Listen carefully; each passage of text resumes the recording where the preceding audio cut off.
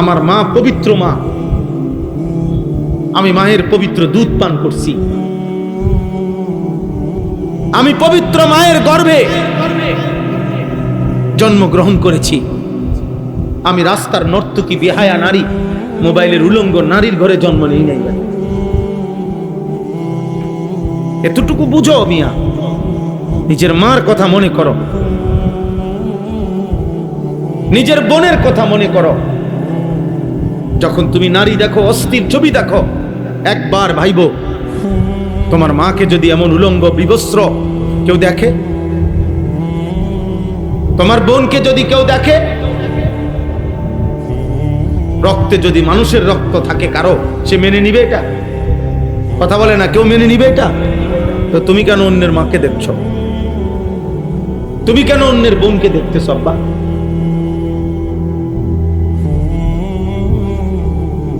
বলো ভাই। এজন্য দয়া করো, কমপক্ষে এতটুকু যে আমি আমাকে চিনলাম, এত্তুর যে নাই বিশ্বাস। হে পাগল, এজন্য পাগল মানুষ নিজের চিনে না, বুঝে না। বেচারা পাগল এই কারণে, বেচারা কি খায় কি ধরে সে বুঝে না। সে পেশাবও ধরে, পানিও ধরে, তার কাছে বিরিয়ানি আর পায়খানা বরাবর, কারণ সে তো ব্রেন সমস্যা। তার কাছে কোনো পাক না ফাক নাই, হালাল হারাম নাই, কারণ সে তো পাগল। কিন্তু আমরা তো আব্বা পাগল না। আল্লাহ তো এখনো আমাদেরকে সুস্থ রেখেছেন। এখনো তো আমরা আলো অন্ধকার আলাদা বুঝি, আমরা রাত দিন আলাদা বুঝি, সুখ দুঃখ আলাদা বুঝি। আমরা কেন নিজের জীবন নষ্ট করে দেব? এই জন্য আজকে প্রথম কথা এটা বললাম। আলহামদুলিল্লাহ, নওজোয়ান যুবক মহব্বত করে মাহফিল সাজাইছে, এটুকু ছোট্ট আয়োজন হইছে। আল্লাহর দয়ায় আপনারা বসতে পারছেন। একটি মাহফিলে, একটি ওয়াজে পৃথিবীর সব কথা বলে শেষ করা যাবে না, কিন্তু এটা মনে রাখতে হবে, কমপক্ষে আমি যেন আমাকে না বলি, আমাকে না বলি। কোন মানুষের উপরে আল্লাহর সবচেয়ে বড় আযাব কোরআনের তাফসীরে আছে। কোন মানুষের উপরে আল্লাহর সবচেয়ে বড় শাস্তি কি দুনিয়াতে? কোন মানুষের উপরে আল্লাহর সবচেয়ে বড় দুনিয়াবী শাস্তি হলো, আল্লাহ তাকে যাকে আত্মভোলা করে দেয়, অর্থাৎ যার আর মনে থাকে না কবর, হাসর, আখিরাত, পরকাল, মৃত্যু, হালাল হারাম, পাক নাফাক, জায়েজ না জায়েজ, এই বুঝ, এই অনুভূতি থেকে দূরে সরে যায়। খোদার কসম, কোরআনের তাফসীরে আছে, ওইটাই হচ্ছে ওই ব্যক্তির উপরে আল্লাহর সবচেয়ে বড় লানত, সবচেয়ে বড় আযাব, সবচেয়ে বড় মুসিবত। দিনের পর দিন যার কাছে হালাল হারামের কোনো আর পার্থক্য নাই, পাক নাফাকের কোনো পার্থক্য, দিন যায়, মাস যায়, সপ্তাহ যায়, রাত শেষ হয়, ভোর আসে, কখন কোন নামাজের ওয়াক্ত হয় সে জানে না, ফজরের আজান হয় কখন সে জানে না, ফজরের ওয়াক্ত হয় কখন সে জানে না, কোনটা হালাল কোনটা হারাম সে জানে না।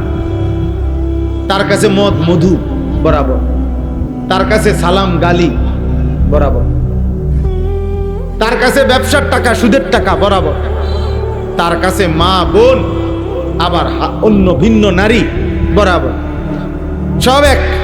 মার দিকেও তাকায়, নর্তকীর দিকেও তাকায়, কষ্টের টাকাও খায়, সুদের টাকাও খায়, সালামও দেয়, গালিও দেয়।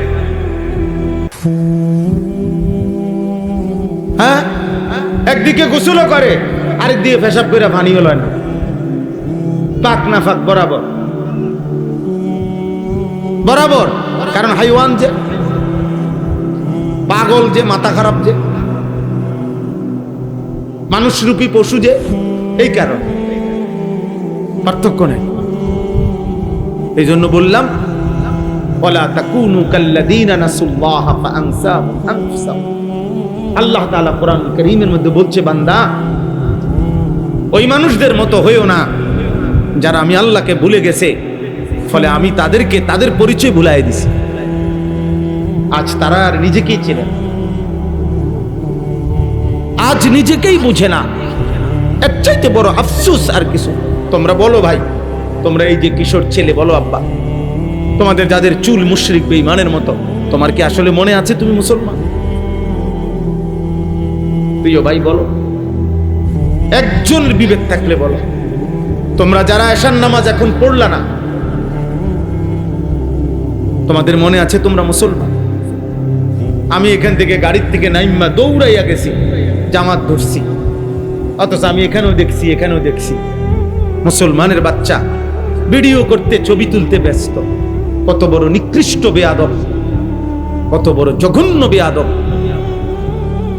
এত বড় বেয়াদব যে মসজিদের সামনে ছবি তুলতেছে কিন্তু আল্লাহর ঘরে নামাজ হইতেছে। তোর উর্ফে খোদার কত বড় লানত! আল্লাহ তোরে মসজিদে ঢুকাইল না, তো মুসলমানের ঘরে বড় হয়েছে। থুতু তোর কপালে, বেনামাজ, তোর কপালে থুতু, আফসোস তোর কপালে, আফসোস, লানত বেটা ওই জীবনের উপর যে মসজিদের সামনে দিয়ে হাইটা যায়, মালিক তারে মসজিদে ঢুকায় না। ছি ছি ছি, আফসোস। আল্লাহ নবী সাল্লাল্লাহু আলাইহি সাল্লাম বলেন, মসজিদের সাথে যার দিলের সম্পর্ক, খোদার কসম নবী বলছে আল্লাহ তাআলা তাকে কিয়ামতের দিন আল্লাহর আরশের নিচে ছায়া দান করবে।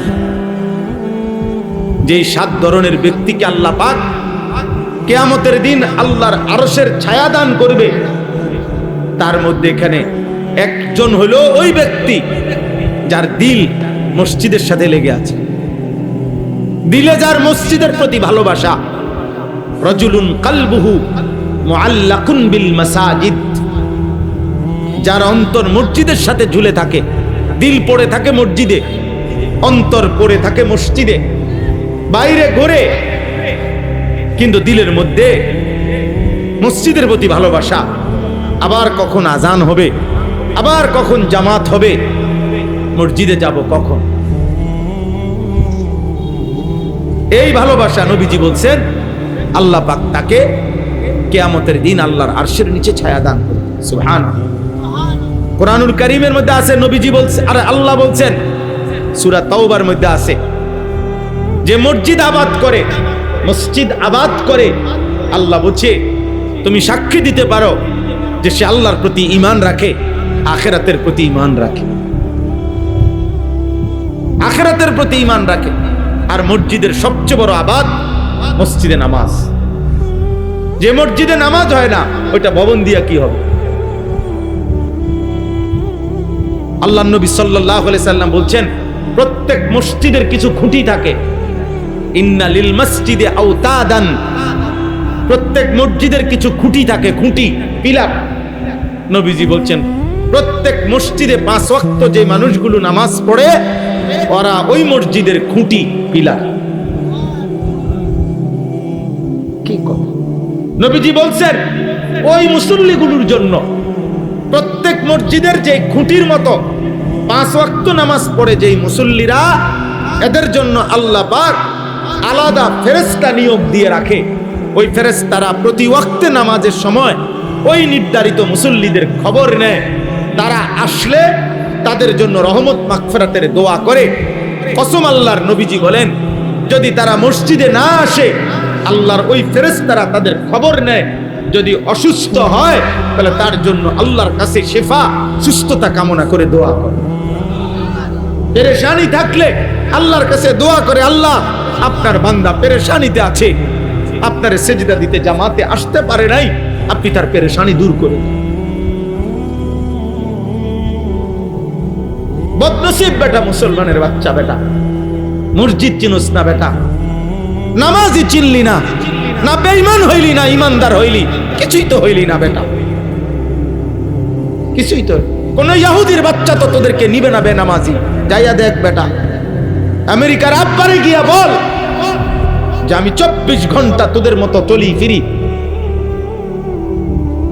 আমি একদিনও 1 ওয়াক্ত 5 ওয়াক্ত নামাজ পড়ি না, আমি দাঁড়াইয়া মুতি, আমি নর্তকী ছাড়া রাত কাটাই না, সারা রাত উলঙ্গ ছবি দেখি, আমার চুল মুশরিক তোদের মতো, তোরা আমার এনে।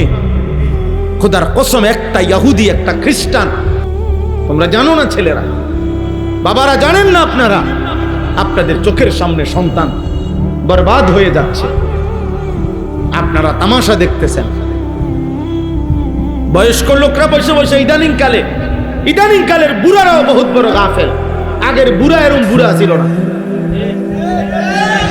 হ্যাঁ, ইদানিং কালের বয়স্ক লোক খামখেয়ালি।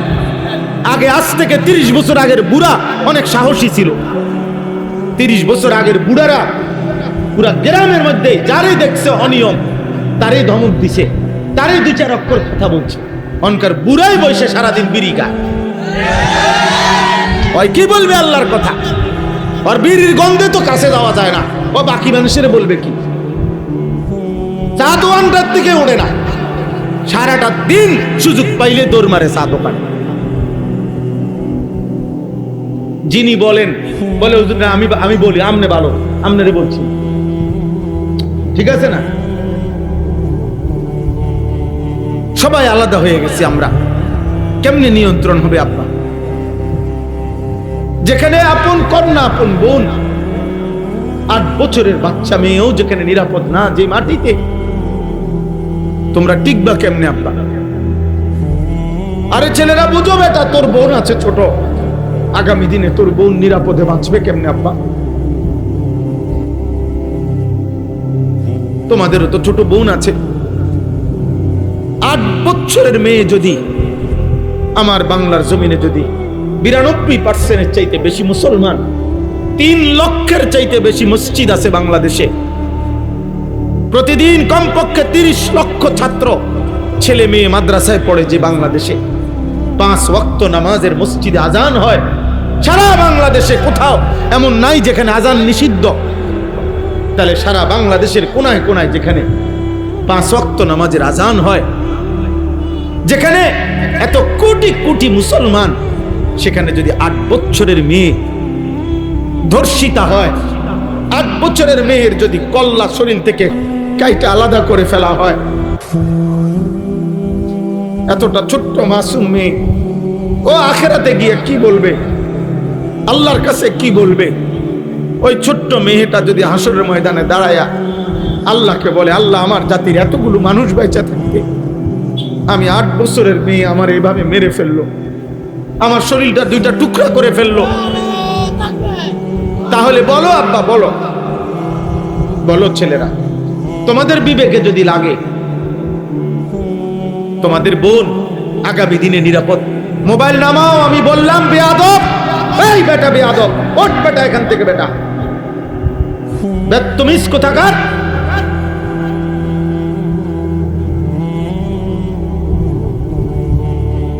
কত বড় বেয়াদব চিন্তা করছেন?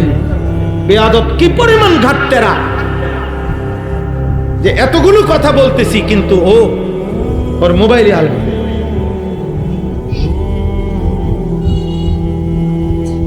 হ্যাঁ দেখছেন বাচ্চা, এই বাচ্চা ফিতরা, এটা তার হলো কি স্বভাবজাত, সে বুঝছে।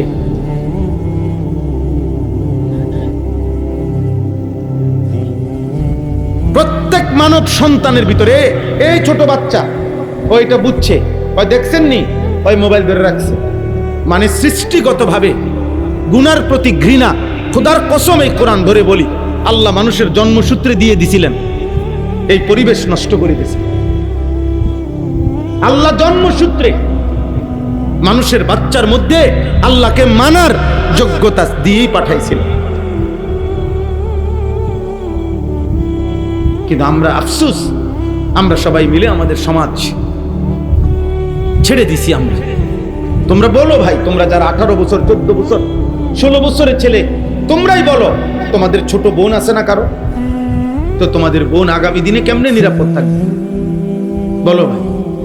সবাই মিলে যেভাবে তোমরা মোবাইলে পাগল হয়ে গেলা, সবাই যে যা পাইতেছো দেখতেছো, সবাই মনে করে যাচ্ছ সারা পৃথিবীর সব নারী, তোমার দেশের সব মহিলা উলঙ্গ হয়ে যাক, তুমি সবাইকে দেখতে চাচ্ছ। তাইলে আগামী দিনে তোমার বোন বাঁচবে কেমনে? তোমার কন্যা বাঁচবে কেমনে? আমারও তো 4.5 বছরের ছোট্ট মেয়ে আছে, আমার সেই মেয়ে বড় হবে কোন সমাজে?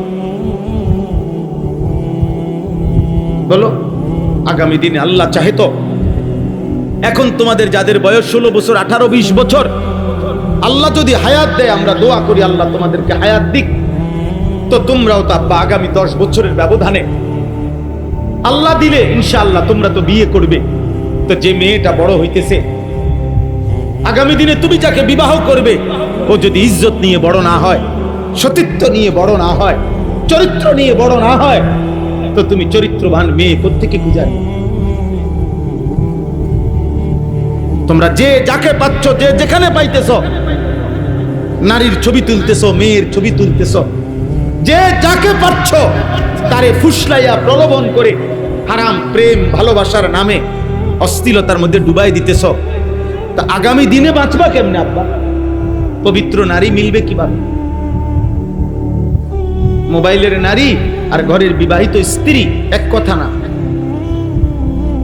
দুইটা তো এক বিষয় না রে বাপ। বাঁচতে শিখো, বাঁচতে শিখো।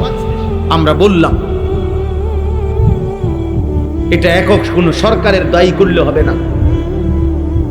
একটি দেশের সম্মিলিত জনগণ আমরা, ছোট বড় নাবালেগ বয়স্ক নারী পুরুষ, আমাদের প্রত্যেকের সচেতনতা, প্রত্যেকের সামষ্টিক প্রচেষ্টা আমাদের সমাজ থেকে এই মুহূর্তে বাংলাদেশে একেবারে মরণ ব্যাধি, একেবারে মহামারীর মতো ধর্ষণ এবং পরকীয়া বাংলাদেশের এই মুহূর্তে একেবারে চ্যালেঞ্জিং পর্যায়ে পৌঁছে গেছে।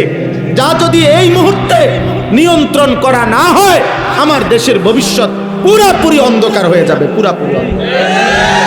এজন্য তোমরা প্রত্যেকটা যুবক যার যার জায়গা থেকে, আমরা আওয়ামী লীগ বিএনপি বুঝি না, আমরা জাতীয় পার্টি জামাত ইসলাম বুঝি না, আমরা বুঝি 18 কোটি বাংলাদেশের প্রত্যেকটা জনগণ বলতে হবে ধর্ষকের ব্যভিচারীর নগদ বিচার চাই, নগদ শাস্তি চাই। আমরা নগদ বিচার হইতে হবে, নগদ। আজকে যদি প্রিয় ভাই শহীদ শরীফ ওসমান হাদি থাকতো, তো দেখতা প্রতিবাদ কাকে বলে। ইমানদার চলে গেছে, সাহসী যুবক চলে গেছে, নয়তো দেখতা তুলপার হয়ে যাইত। আল্লাহ পাক আবার আমার দেশে তোমাদের মাঝ থেকে হাদির মতো সন্তান আল্লাহ কবুল করে নেন। দয়া করো, প্রত্যেকে ফিকির করো, আখলাকের হেফাজত করো। আব্বা, তোমার মা আছে, তোমার বোন আছে, তোমার কন্যা আছে, তোমার স্বজন আছে। আমরা পারস্পরিক মানুষ, সামষ্টিক মানুষ। আমরাই সবাই সবাই আত্মীয় স্বজন, আমরা সবাই সবার আপনজন।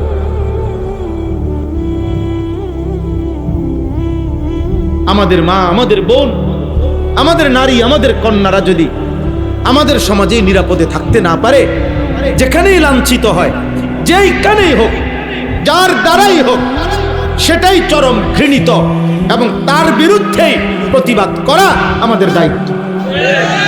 সে যেই হোক, আমার ঘরের হোক, আপনজন হোক আর দূরের হোক, আমার সমগোত্রীয় হোক অথবা অন্য গোত্রের হোক। ধর্ষক ধর্ষকই, ব্যভিচারী ব্যভিচারী। আমরা ধর্ষককে থুতু মারি, আমরা ব্যভিচারীকে আমরা থুতু মারি, চরিত্রহীনকে আমরা ঘৃণা করি, ঘৃণা করি। আল্লাহ নবী সাল্লাল্লাহু আলাইহি সাল্লাম বলেন, দুইটা পাপ মারাত্মক, একটা হলো জিনা, ব্যভিচার, নারীর সাথে হারাম সম্পর্ক, আর একটা হলো মদ পান করা, নেশা করা, নেশা।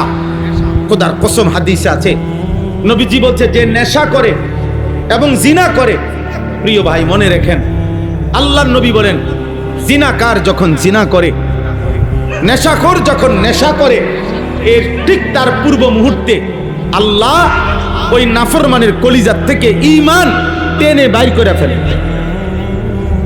যেভাবে গায়ের জামা খুলে ফেলে। নবীজি হাদিসে উদাহরণ দিয়েছে। নবীজি সাল্লাল্লাহু আলাইহি সাল্লাম বলেন, মান শারিবাল খামরা মান জানা ওয়া শারিবাল খামরা, যে ব্যভিচার করে এবং মদ পান করে, আল্লাহ তার অন্তর থেকে নাজা আল্লাহু মিন কলবিহিল ঈমান, আল্লাহ তার অন্তর থেকে ঈমান এভাবে খুলে ফেলে, কামা ইয়াখলাউল ইনসানু আল কামিসা মিন রাসিহি, মানুষ যেমন তার গায়ের জামা খুলে ফেলে। আল্লাহ যেন বলে নারীর সাথে হারাম সম্পর্ক করতে যাচ্ছ, বেঈমান, দাঁড়া, আমার ঈমান আমারে দিয়া যা, যা এবার যা, যা বেঈমান, এবার যা। আল্লাহ যেন মদখোর নেশাখোরকে বলে, নেশাখোর, গাঁজাখোর, ফুট্টাখোর, বাবাখোর, নেশা করতে যাচ্ছ, দাঁড়া, আমার ঈমান আমারে দিয়া যা, যা এবার, এবার যাও। বলেন নাউযুবিল্লাহ। কত বড় বিপদের কথা ভাই। এই ঈমান যদি আর ফেরত না আসে, এই ঈমান যদি আর ফেরত না আসে, তো চিরস্থায়ী জাহান্নাম। ঈমানবিহীন কবরে গেলে চিরস্থায়ী জাহান্নামী না? কথা বলে না তো? এই অবস্থায় যদি মৃত্যু হয়, উলঙ্গ ছবি দেখতে দেখতে তুমি যে রাত গভীরে ঘুমায় গেলা, আর যদি ঘুম না ভাঙ্গে, প্রতিদিন সারা পৃথিবীর আন্তর্জাতিক রিপোর্ট এটা, প্রত্যেক দিন সারা পৃথিবীতে প্রতি বছর কয়েক মিলিয়ন মানুষ শুধু ঘুমেই মারা যায়। এটা আন্তর্জাতিক হিসাব, কয়েক মিলিয়ন। 1 মিলিয়ন মানে 10 লাখ, 10 লক্ষ হলে 1 মিলিয়ন হয়। এরকম কয়েক মিলিয়ন মানুষ, মানে কোটি কোটি মানুষ ঘুমেই মরে যায়।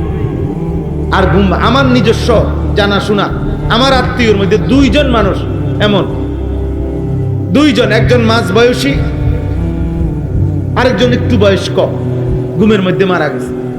জলজ্জান্ত মানুষ, একজন প্রফেসর, শুইছে রাত্রে, ভালো মানুষ, সকালবেলা দরজা ভাঙ্গা, জানালা, আরে সিটকারি ভাঙ্গা এরপরে বাইর করছে, মরা। এই জন্য আমরা তোমাদের ভালোর জন্য বলছি, আমি কঠোর বললাম, শক্ত বললাম। আমার সমাজ অনিরাপদ হয়ে গেছে। প্রতিদিন পত্রিকার পাতা দেখেন, আপনারা খবর শুনেন, বাবা চাচা যারা আছেন আপনারা একটু খবর শুনেন, পরকীয়া কি পরিমাণ। নারী পুরুষকে হত্যা করে, পুরুষ নারীকে হত্যা করে, নারী আরেক পুরুষের জন্য নিজের কোলের বাচ্চা মাইরা ফেলে। এরকম জঘন্যতা পৃথিবীতে তো আইয়ামে জাহিলিয়াতে, সেই ইসলাম পূর্ব বর্বর যুগতে এমন কাহিনী ছিল। এ কোন সমাজ আমাদের? এ কোন পৃথিবীতে আমরা আসছি? নারীর স্বামী আছে, অন্য পুরুষ খুঁজে, পুরুষ স্ত্রী আছে, অথচ নাফরমান ব্যভিচারী অন্য নারী তালাশ করে। আস্তাগফিরুল্লাহ, আস্তাগফিরুল্লাহ। আর কি আশ্চর্য কথা! আপনারা দেখেন পত্রিকার রিপোর্ট, প্রতিদিনকার রিপোর্ট শুনেন, চ্যানেলের খবরগুলো শুনেন, কি বলে প্রতিদিন। এই জন্য আমরা আলহামদুলিল্লাহ জায়গায় জায়গায় এতটুকু। এবার আসেন একটু এদিকে বলি। এদিকে বলি মানে হলো, রাত্রি যত অন্ধকার হয়, রাত যত গভীর হয়, এ কথাও সত্য, আলো তত কাছায়া যায়। এখন বাজে মাত্র 9টা 22, বুঝা গেল এখনো রাত বাকি অনেক। কিন্তু যদি বাজে রাত 3টা, অন্ধকার যদিও খুব গভীর, কিন্তু বুঝতে হবে ভোর কাছায় গেছে, সকাল কি হয়ে গেছে, কাছায় গেছে, আলো কাছায় গেছে। এই জন্য চরিত্রহীনতা, অসভ্যতা, মারামারি, খুনি, হত্যা, খুন, ধর্ষণ, ব্যভিচার, হারাম, নাফরমান, অশ্লীলতা, বেহায়াপনা, এটা যেমন খুব বেড়ে গেছে, বুঝা গেছে আরেক পিঠে আলো কাছায় গেছে। এজন্য আলহামদুলিল্লাহ সারা বাংলাদেশে এখন, সারা বাংলাদেশে গলিতে গলিতে গলিতে গলিতে আলহামদুলিল্লাহ আল্লাহর দয়ায় মুসলিম নওজোয়ান, এই 18-20 বছরের কিশোর যুবকরা ইসলামের দিকে, কোরআনের দিকে, ওয়াজ মাহফিল, নসিহত, আল্লাহর দ্বীনের দিকে ব্যাপকভাবে এগিয়েও আসছে। আলহামদুলিল্লাহ আলো কাছায় গেছে। কালকে আমি যেখানে মাহফিল করছি, কুমিল্লা সদর দক্ষিণ, ওনারা আমারে দেখাইছে, হুজুর ক্লাস 6, 7, 8, সর্বোচ্চ ক্লাস 8 পর্যন্ত পড়ে এই 3 ক্লাসের বাচ্চা প্রায় 25 থেকে 26 জন, ওরা এই মাহফিলটা সাজাইছে। মানে কালকে আমি যে ওয়াজ করছি, কয় যে হুজুর আমাদের সবচেয়ে বড় লিডার ক্লাস 8-এ। তাহলে বোঝা গেল আলো কাছায় গেছে, আলো কি কাছায় গেছে। আলহামদুলিল্লাহ, প্রত্যেক জায়গায় সারা বাংলাদেশে আমরা, সেদিন আমি সিলেট ফজরের নামাজের পরে বাদ ফজর বয়ান করছি, এই 3-4 দিন আগে। আমরা একটা কাজ করি সারা বাংলাদেশে, ফজর ক্যাম্পেইনের কাজ করি, অর্থাৎ ফজরের নামাজে মুসল্লি বৃদ্ধির জন্য সারা বাংলাদেশে আমরা ফজরের মুসল্লি বৃদ্ধির জন্য প্রচারণা করি। কিশোর যুবকদের মাঝে ছেলেরা ফজর পড়বে, ফজরের নামাজই হবে। আমাদের বিজয় ফজরের নামাজে, কোরআন শরীফে আছে, সূরা বনী ইসরাইলের মধ্যে আছে। ফজরের নামাজ বিজয়ের নামাজ, ফজরের নামাজ। এই জন্য ফজরের নামাজের অনেক ফজিলত। নবীজি সাল্লাল্লাহু আলাইহি সাল্লাম বলছে, ফজরের নামাজ মুমিন আর মুনাফিকের পার্থক্য করে। কোন ব্যক্তি মুমিন না মুনাফিক, আল্লাহর কসমে কোরআন ধরে বললাম, নবীজির হাদিস মতে এটা প্রমাণ হয় কিভাবে? ফজরের নামাজ। নবীজি যাকে ফজরের নামাজে অনুপস্থিত দেখতেন তাকে মুনাফিক মনে করতেন। সাহাবায়ে কেরাম বলছেন, আমরা নবীজির জামানায় যাকে আমরা ফজরের জামাতে না দেখতাম, খোদার কসম আসানা বিহি জান, হযরত আব্দুল্লাহ ইবনে ওমর বলেন, আমরা তাকে ভাবতাম হয় রোগাক্রান্ত আর নয়তো মুনাফিক। লোকটি হয় অসুস্থ যার কারণে আসতে পারে নাই, আর নয়তো মুনাফিক। মুনাফিক মুনাফিক কোরআনুল কারীমে স্পষ্ট আছে মুনাফিকের ব্যাপারে। আল্লাহ বলছে, মুনাফিক এমন মূলতই সে আল্লাহর পথে আসতে চায় না। ওয়ালাউ আরাদুল খুরুজা লা আ'আদ্দু লাহু উদ্দা। আল্লাহ বলে, সে যদি আসলে আমার পথে বের হইতে চাইতো তাহলে কিছু প্রস্তুতি নিত। মানে আসলে যদি সে ফজরের নামাজ পড়তে চাইতো তাহলে সে মোবাইলে অ্যালার্ম দিত, তাইলে সে অ্যালার্মওয়ালা ঘড়ি কিনতো, তাইলে তার আগে আগে ঘুমাইয়া যাইতো, তাইলে সে 1-2 জনের সাথে পরামর্শ করত যে ভাই আমি কিভাবে উঠতে পারি।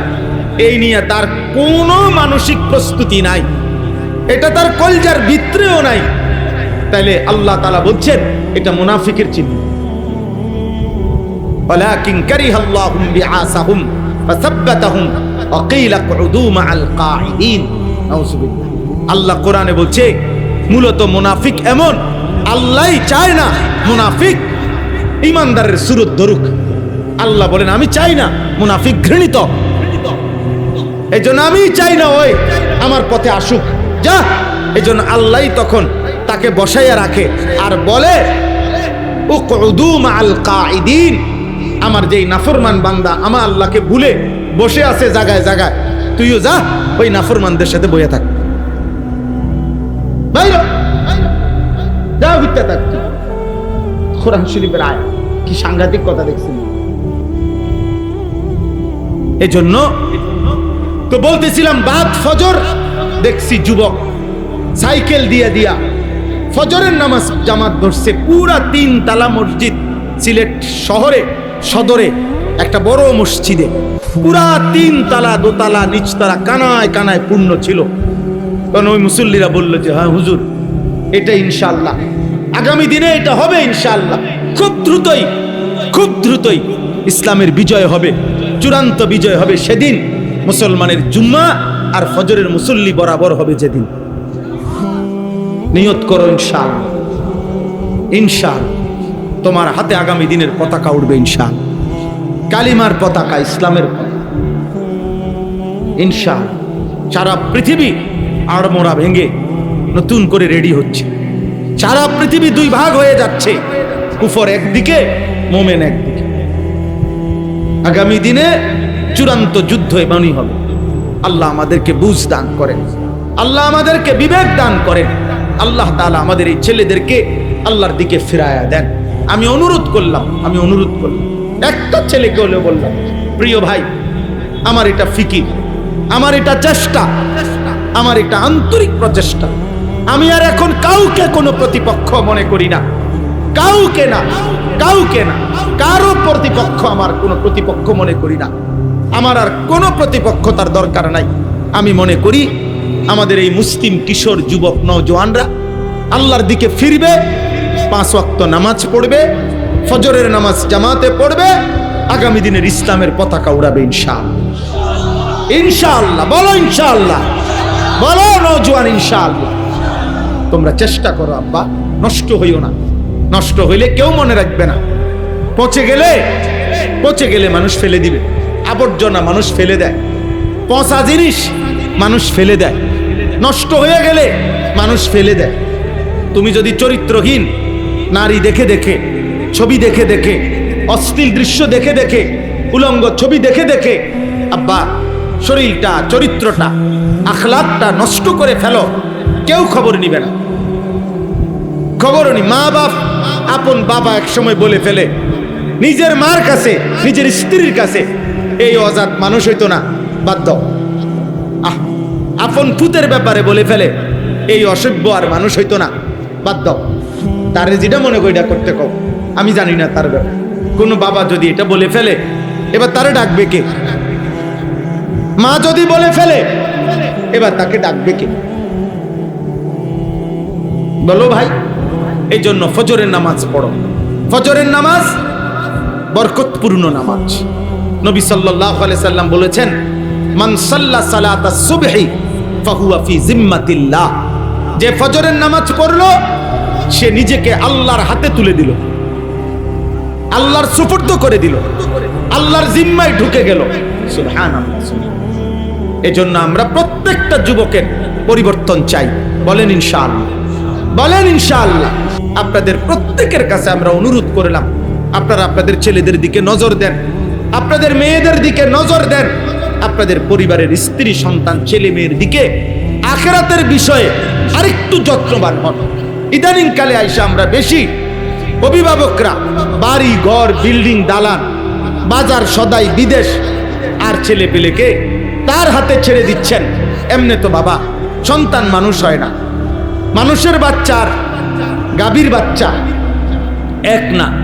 গাভীর বাচ্চা পুরা গ্রাম দৌড়ায়, কারণ তার শুধু এক বেলা আইসা দুধ খাইলেই চলে, ঘাস কদ্দুর খাইলেই চলে, তার কোনো আখলাক শিখা, চরিত্র শিখা এমন কোনো বিষয় নাই। কিন্তু মানুষের বাচ্চা আর গরুর বাচ্চা এক না।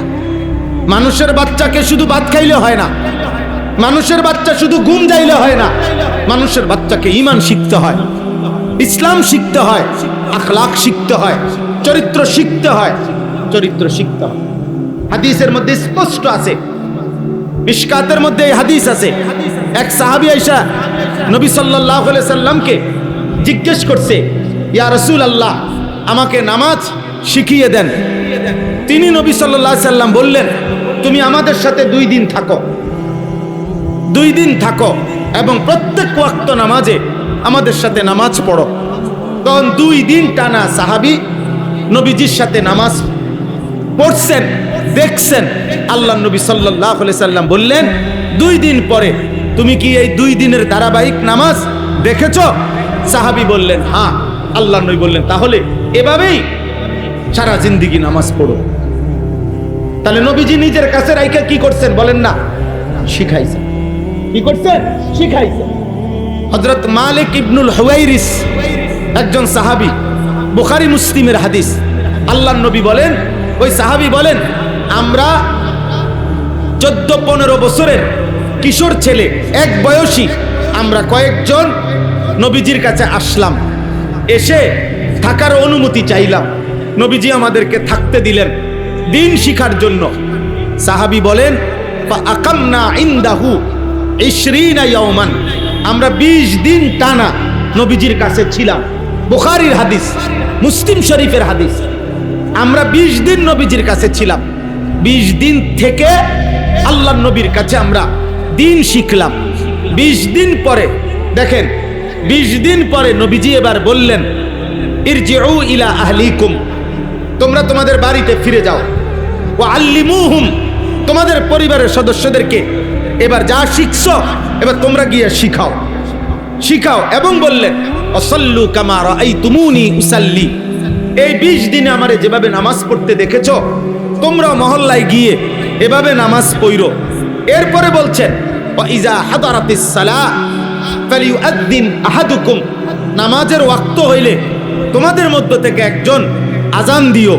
ওয়ালিয়া উম্মাকুম আকবারুকুম, তোমাদের মধ্যে বয়সে যে একটু বড় সে ইমামতি করুক। কি বোঝা গেল? 20 দিনে এই পরিমাণ দিন শিখছে, এবার ওনাগরে আজানও শিখাইছে, এমনকি ইমামতি করা পর্যন্ত ওনারা শিখে ফেলছে। নাহলে এটা বললো কেন যে নামাজের ওয়াক্ত হইলে একজন কি দিও, আজান দিও, আর তোমাদের মধ্যে বয়সে যে একটু বড় সে কি করো, ইমামতি করো। তাইলে ওয়া নাহনু শাবাবাতুন মুতাকারিবুন, হাদিসের শব্দ। উনি বলেন আমরা ছিলাম এক বয়সী যুবক। তাহলে 14 বছরের সাহাবী, 15 বছরের সাহাবী নবীজির কাছে দিন শিখছে, দিন শিখছে। 10 বছরের সাহাবী দিন শিখছে, 13 বছরের সাহাবী নবীজির কাছে থাইকা দিন শিখছে। আপনারা আপনাদের এই সন্তানদেরকে দিন শেখান, স্কুলে পড়ুক, কলেজে পড়ুক, ইউনিভার্সিটি পড়ুক, কোনো অসুবিধা নাই, কিন্তু কিছুটা সময় আলাদা করেন, আলাদা করেন। প্রিয় ভাই, তোমাদেরকেও বলি ভাই, দিন শিখো, আল্লাহকে চিনো। আব্বা মুসলমান, অথচ এই জিব্বা আল্লাহর দেওয়া, সেই জিব্বায় আল্লাহর দেওয়া কোরআন একটা লাইন দেখা দেখা যেই মুসলমান আল্লাহর কোরআন দেখে দেখেও শুদ্ধ পড়তে পারে না, আহা, তার চাইতে বড় দুর্ভাগা, বদনসিব, মন্দ কপাল আর কে হইতে পারে? যার দেওয়া চোখ, সেই চোখে মালিকের কোরআন দেখে না। যার দেওয়া জিব্বা, ওই চোখে আল্লাহর কালাম পড়তে পারে না। এর চাইতে বড় দুর্ভাগ্য আর কি? এর চাইতে বড় দুর্ভাগ্য কি ভাই বলেন আপনি? আমি তো প্রায় বলি, ওই যে অসংখ্য মুসলমান আছে আমাদের সমাজে যাদের উপরে হজ ফরজ, কিন্তু 60 বছরেও যেই মুরব্বীর হাতে 3টা ফুট বিদেশ গেছে, 3 বিল্ডিং করছে, মেয়ে বিয়ে দিছে, কত কিছু করছে উনি, কিন্তু উনার কপালে আল্লাহর ঘরে যাওয়াটা জোটে নাই, কাবার কালো গিলাফ দেখে নাই, মদিনার রওজা নবী সাল্লাল্লাহু আলাইহি সাল্লামের সামনে দাঁড়াইবার মতো মহব্বত কলিজায় জাগে নাই। আপনি কিসের আশেক মিয়া? গায়ের জোরে বললে হবে মিয়া? হ্যাঁ, 60 বছরে 70 বছরে, অথচ স্পষ্ট মাসআলা আপনারা যে কাউকে জিজ্ঞেস করলে পারবেন, যেই ব্যক্তির, যেই মুসলমানের বসত বাড়ির অতিরিক্ত, মানে যেখানে মানুষ থাকে এর অতিরিক্ত এতটুকু জমি আছে, যার জমি, ফসলের জমি, যে জমির কিছু অংশ বিক্রি করলে হজের টাকা হবে, বাকি টাকা, বাকি জমিটা দিয়া সে তার সংসার চালাইতে পারবে, সংসারের 1.5 মাসের আসা যাওয়ার খরচটুকু দিয়া যাইতে পারবে। কিছু জমি বেচলেই, একাংশ জমি আছে 15 শতক, মনে করেন 5 শতক বেচলেই হজের টাকা হয়, এবং বউ বাচ্চা ওই যে হজে থাকবে যে কয়দিন, এই কয়দিনের বাজার সাজারের টাকা হবে, আর বাকি জমি তো আছেই, ওইটা দিয়েও আইলে চলতে পারবে। এই কোরআন হাতে বললাম আল্লাহর কসম, ওই মুসলমানের উপরে হজ করা ফরজ, ফরজ, ফরজ। এবং এমন মুসলমান যদি হজ না করে মরে যায়, তো আল্লাহর নবী বলছে ওইটা হয়তো ইহুদি মরছে, নয়তো খ্রিস্টান মরেছে, মুসলমান মরে নাই। আমনের বুঝে না ধরলে আপনি আমনের কাছের হুজুরে জিগান, আপনি বলেন এই হিসাব করলে মাহবুব ভাই আমাদের সমাজের কি পরিমাণ মুসলমান বয়স্ক লোকদের হজ ফরজ বলো? এক কোনা জমি বেচলে এরকম 10-12 হাজার টাকা হইব, এমন মানুষ নাই? কথা বলেন না কেন? আল্লাহ নবী বললেন ওই লোকের মৃত্যু হবে, কিসের মৃত্যু? ইহুদির মৃত্যু, খ্রিস্টানের মৃত্যু, মুসলমানের নয়। যিনি সুপারিশ করবেন তিনি এ কথা বলছেন, তো সুপারিশ করবো কোন আব্বায়? আপনার কোন বাপে সুপারিশ করবে? হ্যাঁ, গপ মারে সাধোহানে বইয়া গেলাম হইলে মনটা তো চায়, কার মনে না চায়? 3টা ফুট এই বয়সে বিদেশ পাঠাইছি, তারা যদি দয়া কইরা পাঠায় বাপেরে বিদেশ, আরে হজে, তাইলে তো যাইলাম হইলে। বুঝি মানুষে ফুট বিদেশ পাঠালে নি হজ ফরজ হয়? কথা বলেন না কেন? হজ ফরজের সাথে ফুতের বিদেশ কি? মেয়ের বিয়ের কি সম্পর্ক? বিল্ডিং এর কি সম্পর্ক? আমাকেও কোন হুজুর কোন মেয়ে বিয়ে দেওয়ার সারি নাই, কদ্দুর বদ্দুয়ার করি নাই, এত সকাল হজ কি এর? না, এত সকাল হজ না, হজ করবেন আপনি 200 বছর পরে। আপনি হজ, আপনি তো বাঁচবেন 600 বছর, পৃথিবীতে। কাজেই আপনার বয়স যে সময় হবে 550, পাফুনে 600, এই সময় হজ করেন। আপনি এত সকাল কীর্তন করবেন? আপনি তো আসছেন নূহ আলাইহিস সালামের হায়াত নিয়ে। আমরা তো নূহ আলাইহিস সালামের হায়াত নিয়ে আসছি পৃথিবীতে, না তো এত সকাল কিসের হজ?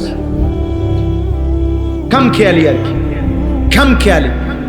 দিন শিখেন, আপনি মাসআলা বুঝেন, আপনি আলেমে দিন থেকে জিজ্ঞেস করেন, হুজুর আমার জমি আছে এত, আমার টাকা আছে এত, আমার উপরে হজ ফরজ কিনা? আপনি জানেন এটা? আপনি জিজ্ঞাসা করলে ক্ষতি কি? না, জিজ্ঞাসা করে শুধু একটা মাসালা, ফেতরা কত, এই কথাই এনে জিজ্ঞাসা শুধু। কেন? উনি জানে, ওনার ভিতরে একটা খবর আছে। হুজুরের আব্বায়ও যদি কয় 110 টাকার বেশি হইতো না। বুঝেন না হিসাবটা? অসুবিধা কি? এটা মাইক দিয়ে কইলে কি? এটা যদি 3 তালার মাইক দিয়েও বলে, টাকা তো 110 না। মানুষ 5 জনের 500 টাকা দিয়ে দেবো, এটা একেবারে মাইকিং করে দিলে কি? এই জন্য ফেতরা জিজ্ঞাসা সবার আগে, কিন্তু যাকাত জিজ্ঞাসা করেন। কি বিষয়টা কি? যাকাত তো ফরজ, কুরবানি ওয়াজিব। এটা ইচ্ছার উপরে না, এটা শরীয়তের মাসআলার উপরে। আমাদের মনে করেন এই বছরের হিসাব হইল, এই বছর 1,78,500 টাকা।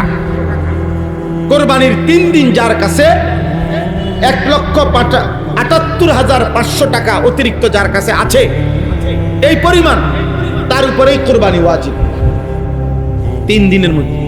যে ছেলেটা বিদেশ থেকে বাড়িতে টাকা 20,000, 30,000 টাকা পাঠাইছে, মনে করেন আপনাদের যে ছেলে, এই ছেলে সে তো বাড়িতে টাকা দিছে বাপ মারে, তো হে তো সারা বছরই টাকা দেয়, এখনো দিছে।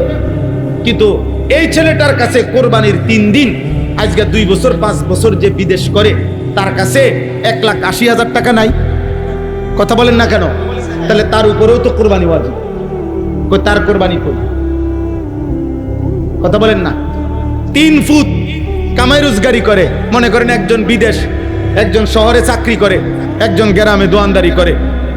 ওমা মিলছে, কোরবানি আসছে, হ্যাঁ তুই 25,000 দে, এইতে দিছে 15,000, এইতে দিছে আব্বা আমি গ্রামে দোয়ানদারি করি, ধরেন আমি দিছি 10,000, সব মিলাইয়া টাকা 50,000 মিলাইছে, মিলাইয়া আব্বা মার নামে কোরবানি দিছে, গোস্তের ব্যবস্থা হয়েছে। এটা নিয়ে কোরবানি? এই বুঝি এই মিল্লা জিল্লা কুমিল্লা, এটা নিয়ে কোরবানি? কোরবানি বুঝি এমনি হয়?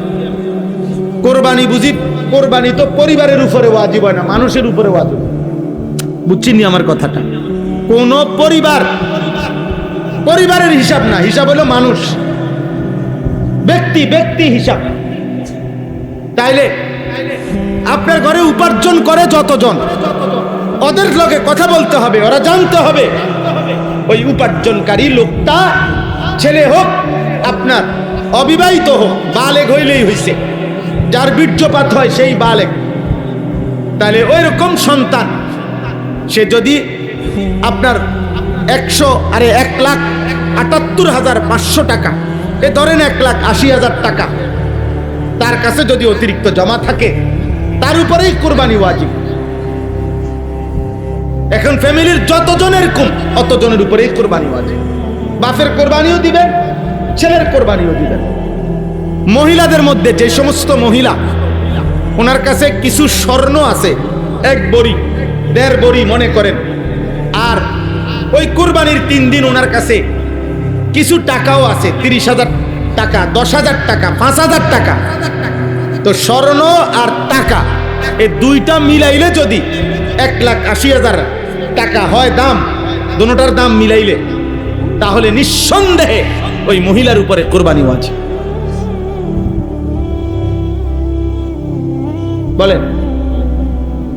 বলেন কত লক্ষ কোটি নারীদের উপরে কোরবানি ওয়াজিব না চাচা?